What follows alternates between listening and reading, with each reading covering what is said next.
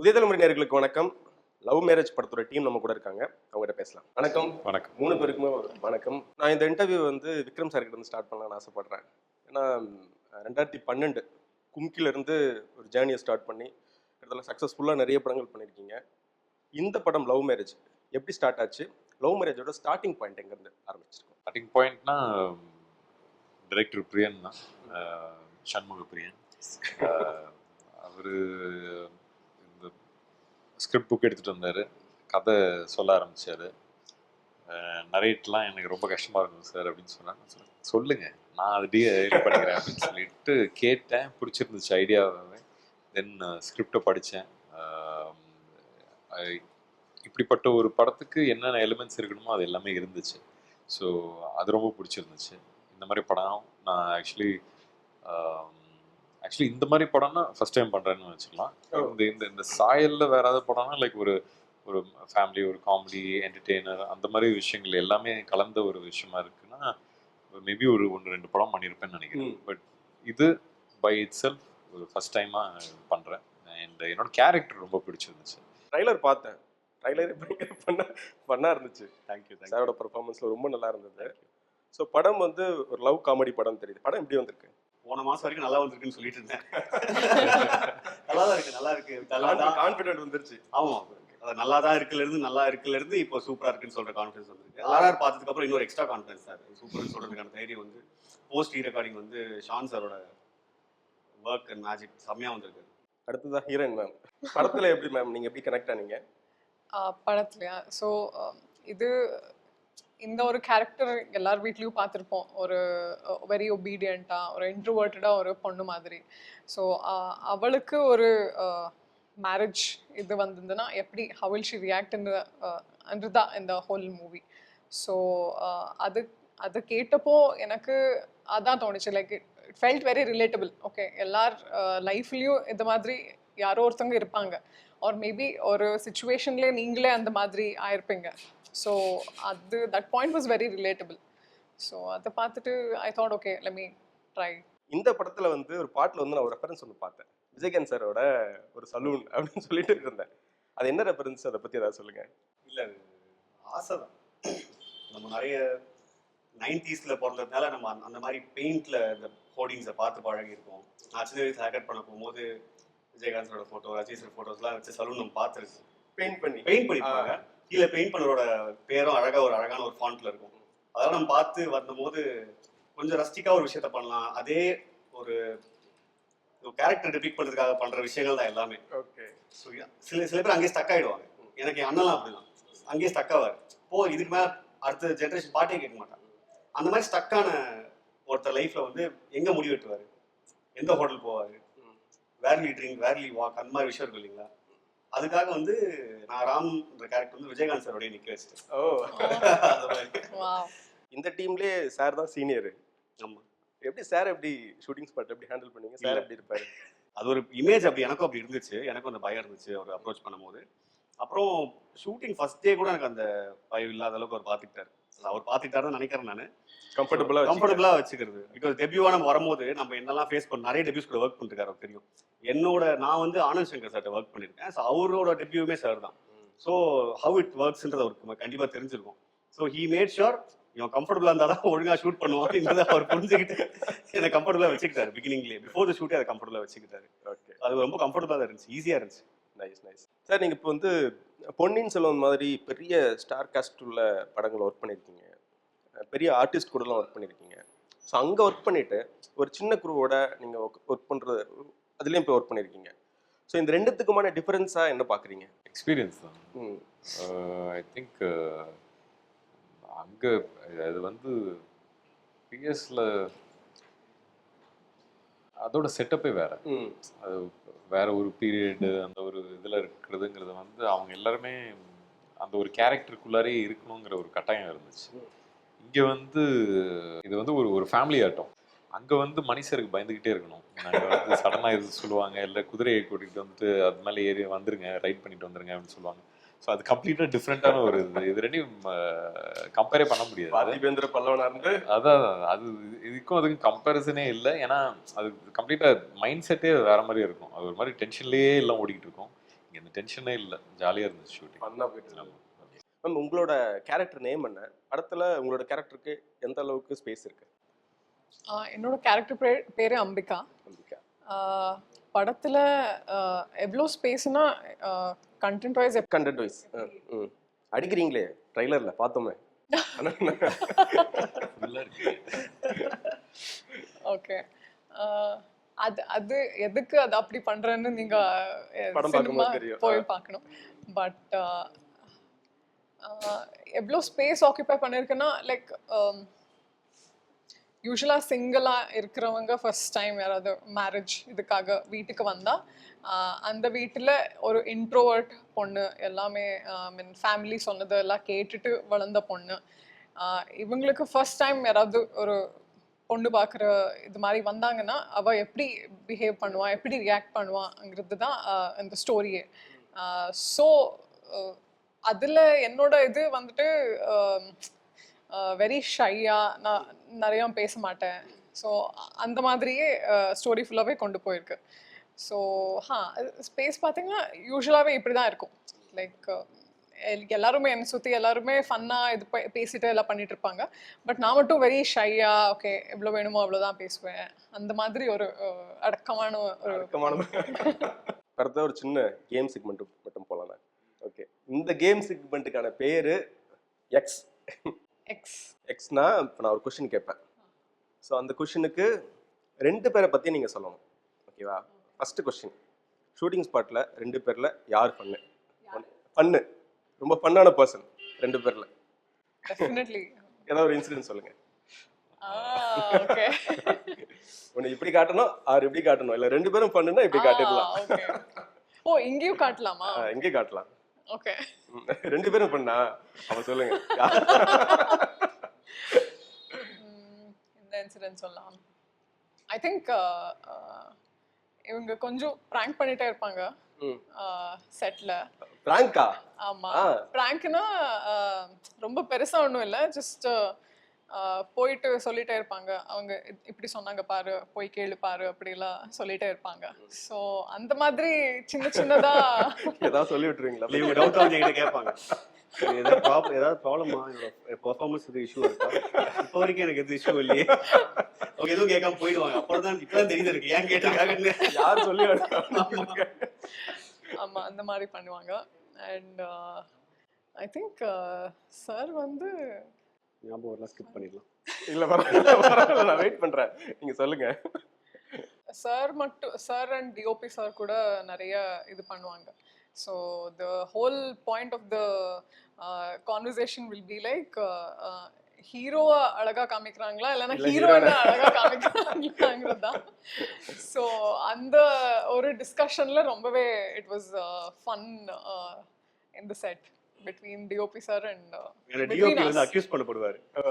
ஏங்க ஹீரோயின் சைடுல லைட் பெட்டரா போயிட்டு இருக்கு, ஹீரோக்கு யாருங்க லைட் பண்ணுவா அப்படின்னு கேட்பானு.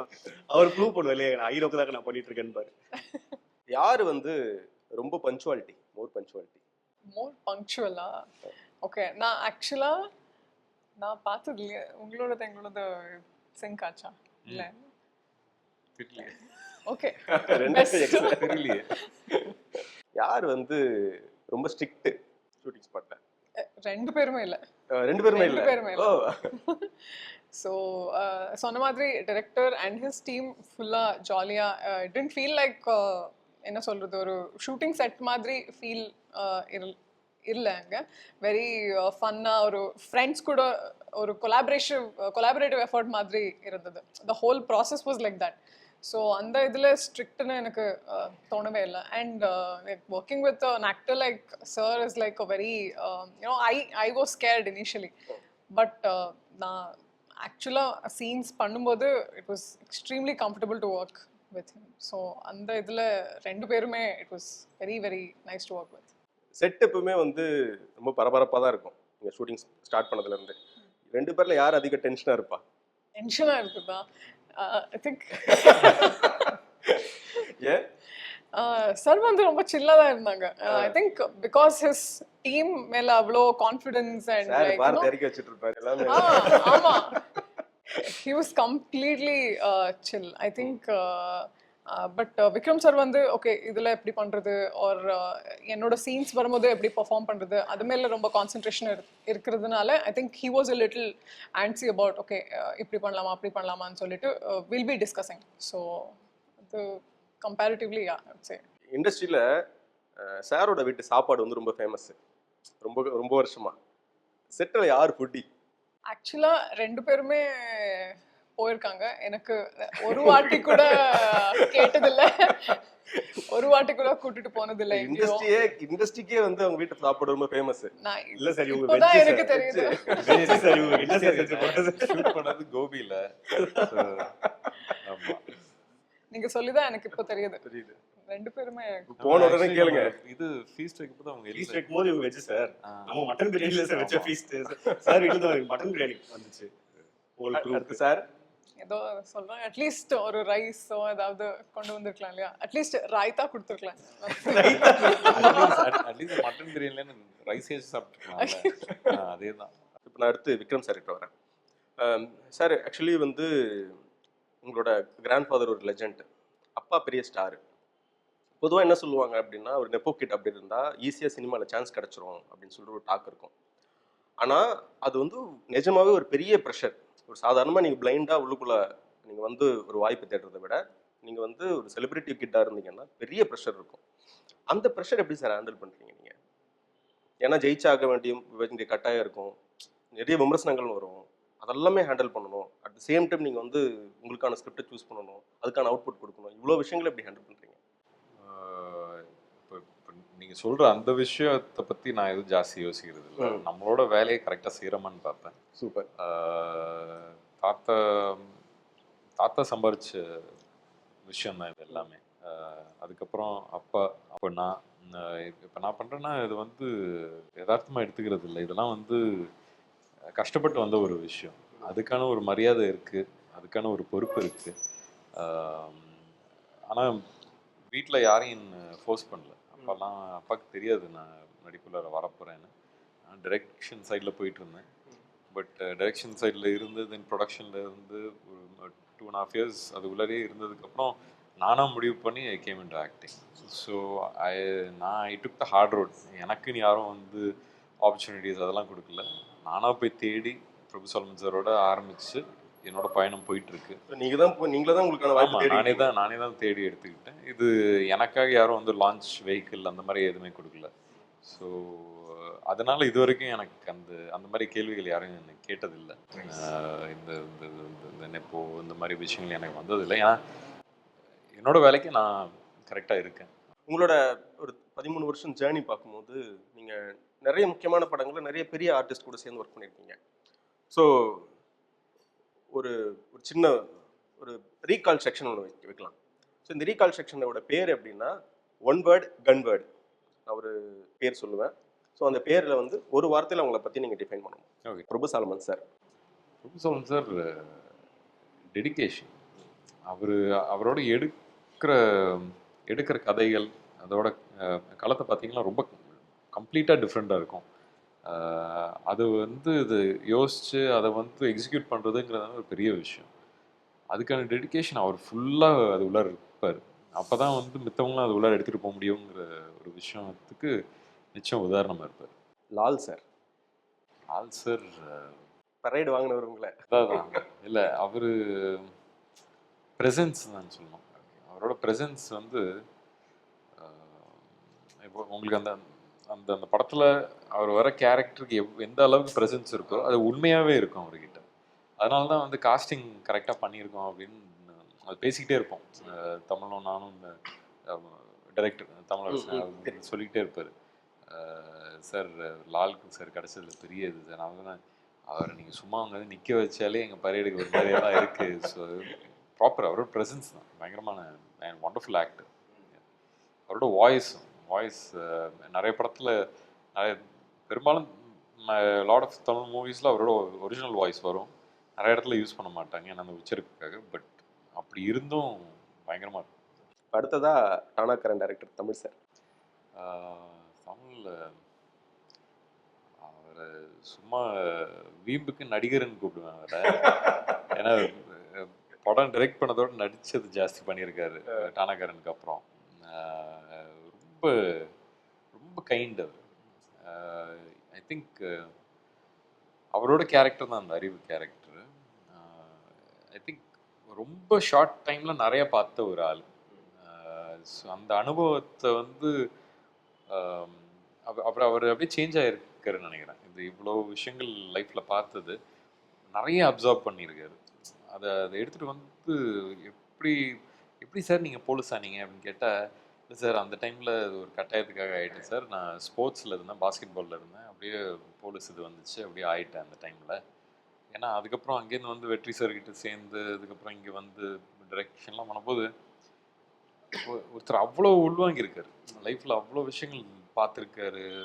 அண்ட் அதை எடுத்துகிட்டு வந்து ஃபைனலாக டிரெக்டர் ஆகணும்னு ஒன்று இருக்குது. ஏன்னா அது வந்து எக்ஸ்பிளைன் பண்ணப்போ அவ்வளோ அழகாக சொல்லுவார். அது நடிகருங்கிற வார்த்தையோட அவருக்கு வேற என்ன எப்படி சொல்கிறதுன்னு தெரியல, பட் மேபி ஸ்டோரி டெல்லர்னு சொல்லலாம். ஆமாம். அடுத்ததா வெள்ளக்காரத்தோட சூரி.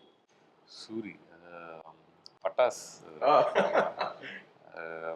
எனக்கு வந்து விளக்கணத்துறை ஃபஸ்ட் டைமாக வந்து ஒரு அந்த கம்ப்ளீட் காமெடி கேப்பராட்டம் பண்ணும்போது இதெல்லாம் வந்து ஒரு பெரிய சேலஞ்ச். அதுவும் ஃபஸ்ட்டு உள்ளார போயிட்டு என்ன பண்ண போகிறோம், எது பண்ண போகிறோம், சரி இதுதான் டயலாகு இதெல்லாம் தெரியும், பட் அதுக்குன்னு ஒரு லைவ்லினஸ் வரணும் அந்த கேரக்டருக்குன்னு. ஸோ ஃபஸ்ட்டு டே போயிட்டு அங்கே சூரி மட்டும் இல்லை, நிறைய ஒரு பட்டமே இருந்துச்சு அங்கேயும். அவங்களோட எனர்ஜி லெவல் வந்து வேற எங்கேயும் இருக்கும். ஸோ எனக்கு ஃபஸ்ட்டு 2 நாள்லேயே எனக்கு பழகிட்டு நான் பார்த்தேன், ஓகே அப்போ நானும் அந்த இடத்துல தான் இருக்கணும் அப்படின்னு சொல்லிட்டு தான் அதை புரிஞ்சுக்கிட்டு பண்ண ஒரு விஷயம். பட் எப்போவுமே ஏதாவது ஒரு விஷயத்தை பற்றி பெருசாக பேசிக்கிட்டே இருப்பார். சார் இந்த ஒரு சின்ன விஷயத்த கூட அவ்வளோ நல்லா இருந்துச்சுல்ல அப்படின்னு பேசுவார். அவரும் நிறைய பார்த்து வளர்ந்துருக்காரு. ஸோ அதனால் ஸோ ஹாப்பி. அவரும் எவ்வளோ அச்சீவ் பண்ணியிருக்காரு, how many years he's taken all this. Pattas. Okay. அடுத்து கீர்த்தி சுரேஷ். எஸ், கீர்த்தி அவங்க ஒரு பப்ளிக் கேரக்டர். அவங்களோட ஓன் வேர்ல்டில் இருப்பாங்க. ஐ திங்க் அதுக்கு முன்னாடியே ஒரு 2 மலையாளம் படம் பண்ணியிருந்தாங்க. ஸோ அதனால் வெரி டேலண்டட். ஏஎல் விஜய் அப்போ சொன்னார், லைக் உங்கள் எல்லாமே தெரியுங்க, உங்களுக்கு நடிக்க தெரியும், ஆட தெரியும், இதுக்கு ஆட தெரியும், எல்லாமே தெரியும். ஸோ அப்படிப்பட்ட அந்த ஒரு 3 விஷயமும் தெரிஞ்சால் எவ்வளோ பப்ளியாக இருப்பாங்களோ அந்த மாதிரி பப்ளியாக இருந்துக்கிட்டே இருந்தாங்க. ஃபைனலி ஜெயம் ரவி. ரவி வந்து எல்லாருக்குமே ஜூனியர் ஆர்ட்டாக இருப்பார். பிகாஸ் இட்ஸ் டூ ஃபன், ரொம்ப ஃபன்னு. இது ஷூட்டிங் ஸ்பாட்லலாம் பிரேக் விட்டாங்கன்னா ஏதாவது ஒன்று சொல்லி அவர், Jayaram sir, Karthi sir, Vikram sir, நாங்கள் எல்லாம் அந்த பேட்டில் ஃபீல்ட் நடந்துகிட்ருக்கோம். அப்போ அவங்க உட்காந்து ஏதாவது ஒன்று சொல்லிகிட்டே இருப்பார். சொல்கிற சின்ன சின்ன விஷயங்கள் கூட உளுந்து சிரிச்சுக்கிட்டு இருப்போம். So it's actually very fun. So ஃபைனலாக ஆடியன்ஸ் லவ் மேரேஜை ஏன் பார்க்க வரணும் சொல்லிட்டு உங்களோட ரசிகர்களுக்கு நீங்கள் சொல்லுங்கள். எல்லாரும் ஃபேமிலியாகவே வந்து பார்க்கலாம். ஏன்னா எந்த ஒரு டர்ட்டியாவோ எதோ டபுள் மீனிங் அந்த மாதிரி விஷயங்கள் எதுவுமே இல்லாமல் ரொம்ப ஒரு நீட்டாக க்ளீனாக ஒரு ஜாலியான ஒரு படம் எடுத்திருக்கோம். ஸோ எல்லாரும் சேர்ந்து வந்து தியேட்டரில் பார்க்கலாம். சார் நீங்கள் லவ் மேரேஜ் பொறுத்து பார்த்தோன்னா சொசைட்டியாலேயோ இல்லை சொந்தக்காரங்களாலேயோ தாக்கப்படுற ஒவ்வொரு ஆண் மகனும் பெண்ணும் கண்டிப்பாக பார்க்கணும்னு நான் நினைக்கிறேன். ஏன்னா எல்லா விதத்துலையும் தாக்கப்படுறோம் நம்ம. சின்ன வயசுலேருந்து எனி திங் எஜுகேஷன்லேயே ஆகட்டும் அவங்களோட இன்வால்மெண்ட் இருக்கும். நம்ம டிசைட் பண்ண முடியாத சுச்சுவேஷனில் தள்ளப்படுவோம். 10th ஃபெயில் ஆயிருக்க சித்தப்பா வந்து நம்ம என்ன படிக்கணும்னு முடிவு பண்ணுவார் வீட்டில் உட்காந்து. நம்ம டிசைட் பண்ண முடியாது. நம்ம யார் கூட இன்னொரு 40-50 வருஷம் வாழ போகிறோம்னு சொல்லிட்டு இன்னொரு சித்தி டிசைட் பண்ணுவாங்க. ஸோ அந்த மாதிரி பாதிக்கப்படுறவங்க வந்து இந்த படத்தை பார்த்தா ஒரு ரிலீஃப் கிடைக்கும்னு நம்புறேன். அது பாதிக்கப்படாமல் இருக்கவங்களுக்கும் இதை பார்த்தா வந்து எப்படி பாதிக்கப்படாமல் இருக்கிறதுன்னு தெரிஞ்சுக்கலாம். ஃபைனலாக மேம் நீங்கள். ஸோ இதில் ஒரு கேரக்டர் கூட ஒரு ரிலேட்டபிலிட்டி காமிக்கிறது. ஸோ நீங்கள் வந்து பார்த்தப்போ ஓகே இந்த மாதிரி என் லைஃப்லையும் நடந்திருக்கு, இந்த மாதிரி ஃப்ரெண்ட்ஸ் லைஃப்லையும் நடந்திருக்குன்னு ஒரு ரிலேட்டபிலிட்டி வரும். அண்ட் படம் முடிஞ்சதுக்கப்புறம் definitely I'll put a smile on your face. ஒரு பிக் ஸ்மைலோட நீங்கள் வெளியில் வருவீங்க. And entertainment for like all your family. So நீங்கள் சின்ன வயசுல சின்ன குழந்தைங்களிருந்து பெரியவங்கள எல்லாரையும் கூட்டிகிட்டு வரலாம் அண்ட் பார்த்ததுக்கப்புறம் அந்த the feeling of happiness and the feeling of the satisfaction of வாட்சிங் அ குட் மூவி உங்களுக்கு கண்டிப்பாக கிடைக்கும். ஸோ அதுக்காவது ஒரு வாட்டி வந்து எல்லாரும் பார்க்கணும். லவ் மேரேஜ் படம் வந்து சூப்பர் டூப்பர் ஹிட் ஆகணும். உங்கள் டீமுக்கும் என்டையர் உங்களுக்கும் வாழ்த்துக்கள். Thank you. Thank you. Thank you. Thank you so much.